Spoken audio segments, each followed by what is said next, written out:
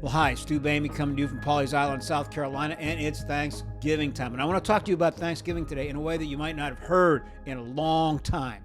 But before I do that, I want to tell you a story. I was watching recently a pastor preaching online. I follow certain pastors, and I was watching him preach about giving to God, giving our lives to God, and what that meant to God, and how that was the secret to unlocking everything, the fulfillment, the peace, the grace in our lives. And here's what he did. He had a little table up there on the stage, and he had a box, and out of it he was pulling things from his life. He pulled out his car, and he said, have I given this to God? Is this really God's, or is it mine? Do I want to hang on to it? Then he pulled out a little toy house, and he said, this represents my house. Have I given that to God? Have I turned that over to God? Have I given God thanks for that, or is it still mine? And then he took a picture of his family, and he laid that on the table, and he said, now, have I given my family to God, or is it still mine? And then he took out some envelopes, and he said, now these represent my IRAs, my savings, my bank accounts, my checking accounts. He put those on the table, and he said, what about these? Have I given them to God, or are they still mine? Am I clinging to them and hanging on to them? Good question, isn't it? And I thought he was about done. And then he said, but there's one other thing. And he pushed the house and the car and the friends and the family and the IRAs and the savings to the side. And he popped up and sat down on the table. And he said, the real question is, have I given my life to God? Have I? I mean, my life. And a part of that giving my life to God, from my understanding, is a thanksgiving, a release, a God, I'm yours. I just thank you for who you are and what you've given to me. And that's what I want to talk about in this message. Nothing gets clearer about that than giving our lives to God, releasing our lives to God. That's where real fulfillment comes in life, real peace. It's not from hanging on, but opening our hands and releasing. Have I given my hands to God? And when I do that, there's a spirit of thanksgiving that takes place. And so I want to talk about Thanksgiving in a way you might not have heard for a long time. You're probably not going to hear on Fox or CNN these days, but I want to talk about the who of Thanksgiving, and the what of Thanksgiving, and the when and the where and the why, and who's really in charge of my life. Who do I give my life to? Van Cliburn, the great famous concert pianist, after giving a great performance one evening in a concert hall, after the concert, a woman came up to him. She said, I give my life to be able to play the piano the way that you do. And he looked at her and he said, I did. I gave my life to this. And that's the spirit of Thanksgiving. What do we give our lives to? Who's in charge? How do we release? How do we open up? How do we give to God? Psalm 34:1 says, I will give thanks to the Lord at all times, and his praise will be continuously on my lips. I will give thanks to the Lord at all times, and his praise will be continuously on my lips. This Thanksgiving, on the Thursday of Thanksgiving, we will eat 46 million turkeys, 690 million pounds of mashed potatoes. And it begs the question, why? Well, it's because Thanksgiving is one of the great American traditions. We take one day a year in our country alone, and close the government, the schools, and the office, and we celebrate Thanksgiving. It is a holiday, which comes from the Old English holy day, set apart, set aside, a day when we commemorate an event. This is different from a vacation, from time off to go to the beach. It is a holy day, a holy day. It's special. It's sacred. It reflects. It looks back. It's a time of remembrance. Well, what are we remembering? Well, in July of 1620, 120 Puritans, that is, the pure ones, they were Anglicans that were trying to keep themselves pure from the Catholic Church, broke away from the Church of England, which had fallen into disarray and had really developed a lot of Catholic kinds of Catholic images and ideology and theology. They rejected all of that Roman Catholicism in the Anglican Church, these pure ones, these Puritan ones. And they got on a boat, a square-rigged, three-masted ship, only 100 feet long and 25 feet wide. It was called the Mayflower. They rented it. 102 passengers, 32 crewmen. They sailed down the river to the English Channel to an unknown Atlantic Ocean. The ship had 3 decks. The lower deck was the ballast deck, where they kept supplies and tools and gunshot and powder and rocks to keep the ship from tipping over. Then there was the second deck, the passenger deck. 74 men and 28 women and 17 kids, all packed into a space 50 feet long, 25 feet wide, 5 feet high. And with them were dogs and sheep and goats and cattle and 12 guns to guard against pirates. And then there was the top deck where the crew lived. There were 2 rowboats up there where the crew kept themselves from the passengers and from that bottom deck, the ballast deck. It was an absolutely miserable passage. Huge waves were crashing in these great storms. They were freezing cold. There was a shortage of food. Little Peregrine White was the first baby born at sea. They were headed to Virginia, to the Roanoke colony, the lost colony of 1585.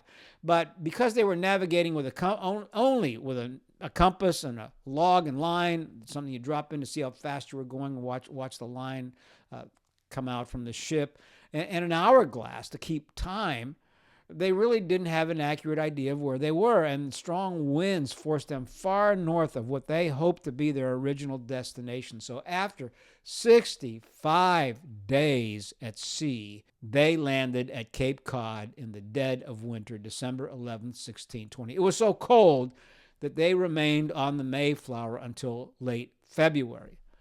While on board, they wrote the Mayflower Compact, a set of rules of self-governance of the Plymouth colony, really the roots of our democratic system.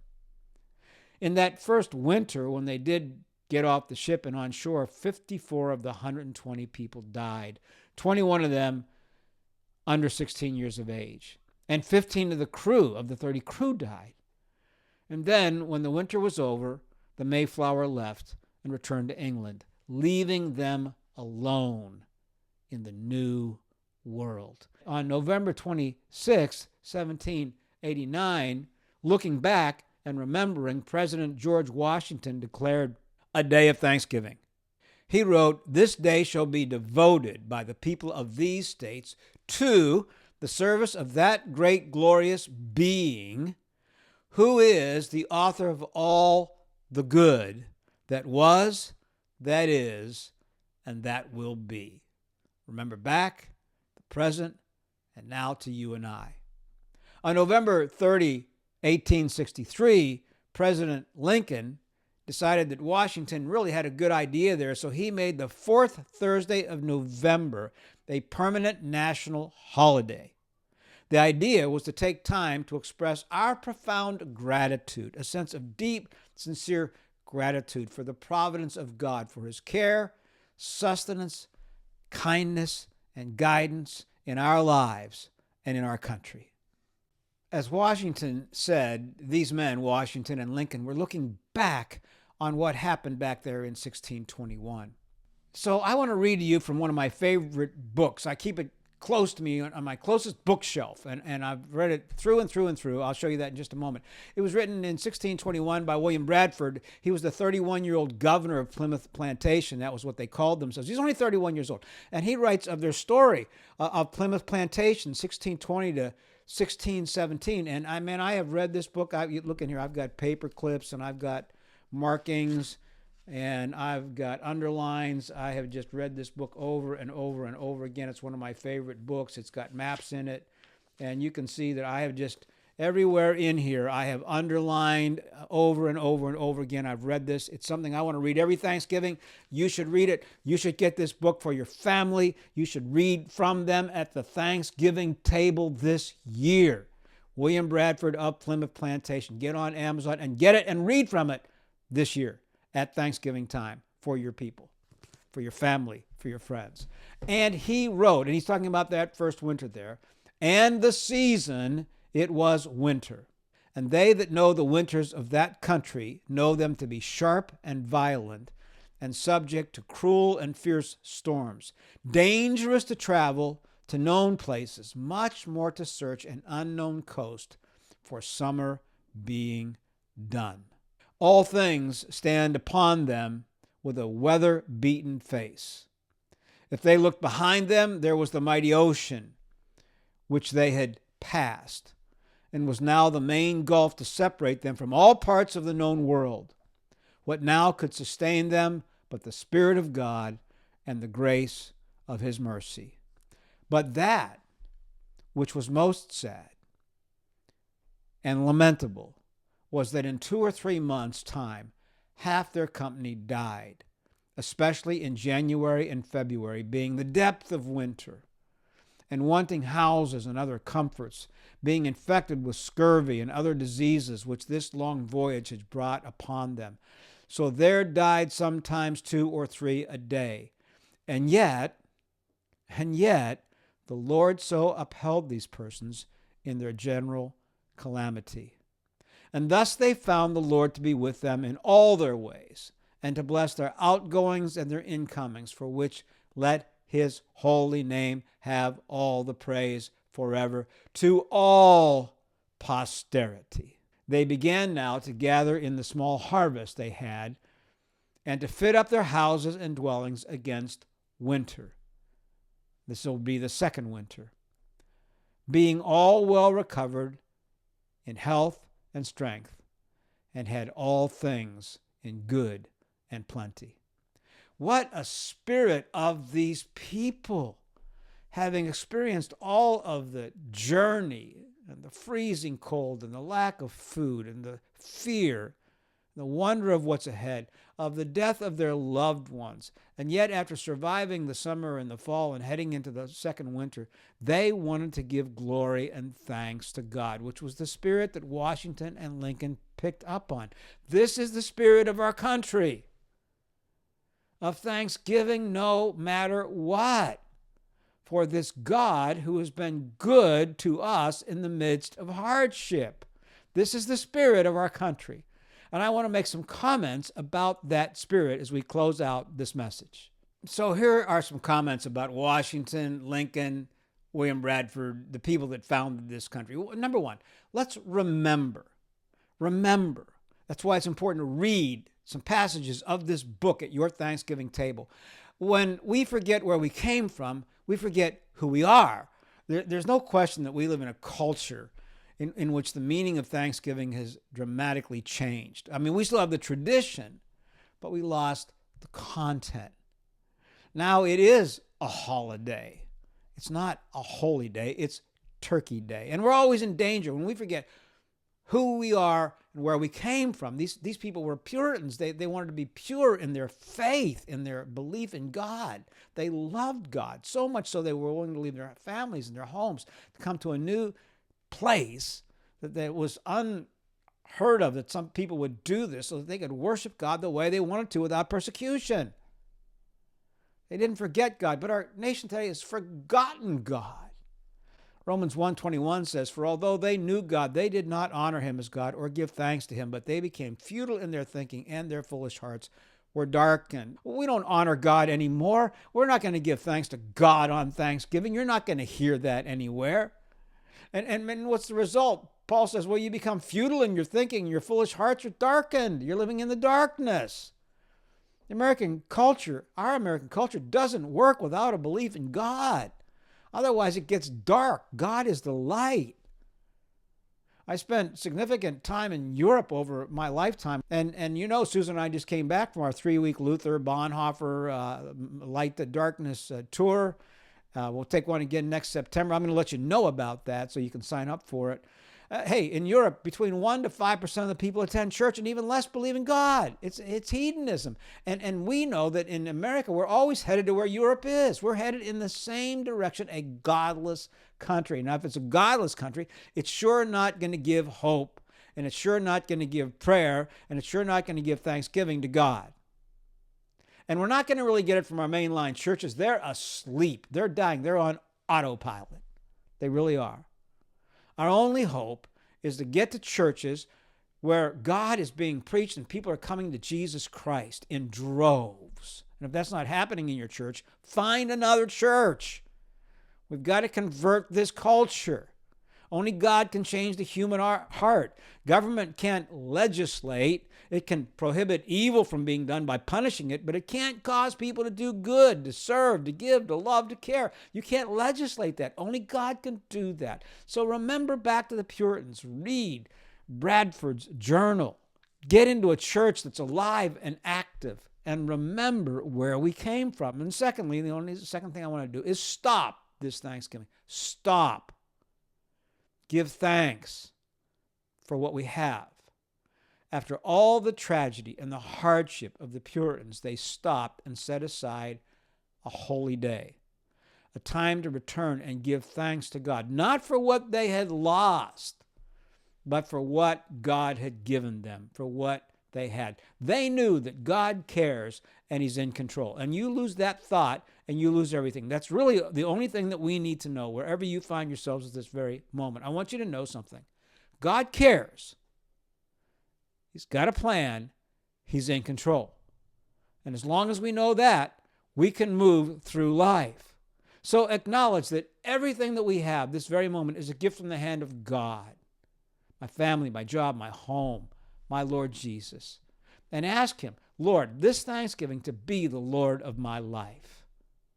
There's a movie coming out on Dietrich Bonhoeffer. He's a neo-Orthodox Christian preacher, pastor in Germany during the time that we study of 1938 to 1946. He was a young man and he was preaching against Hitler. So what happened? The Nazis arrested him. He's married. He's got a future ahead of him, a life ahead of him. He's a young pastor. But he refuses to compromise. We go to Buchenwald, the camp where he was held as a prisoner. Finally, they took him out of Buchenwald and they moved him to another camp and they hung him. But he never complained. He never lost his faith to the end. He put his faith and his life in God's hands. He died thankful to God for who God was, that God cared, as was in control of his life. And to stand there in Buchenwald, to the place where this man lived, is a stunning, amazing, life-transforming experience. And the movie Bonhoeffer is coming out this fall. Go see it. It's going to come out between Thanksgiving and Christmas. And so we can say, maybe I don't have much, but whatever I have, I give to God. It comes from God's hand to my life. And because I give it to God, I want to give thanks for it. So I'm going to ask you this Thanksgiving to stop and carve out not the turkey, but carve out a moment of time during Thanksgiving today to get aside from everybody else or whatever you're doing and give thanks to God for what you have. Give thanks to Him for what you have. Give Him a doxology. You know what a doxology is? It comes from the Greek word doxazo, glory, to return thanks to God. When we do the doxology, we give thanks to God. So may Thanksgiving 2024 be more than a holiday. May it be a holy day in your life. Remember, stop and return thanks and give a doxology of praise to God this holy day. So that Thanksgiving 2024 can be more than a holiday. It can be a holy day in your life. And the question becomes, Lord, will you be Lord of my life this Thanksgiving 2024?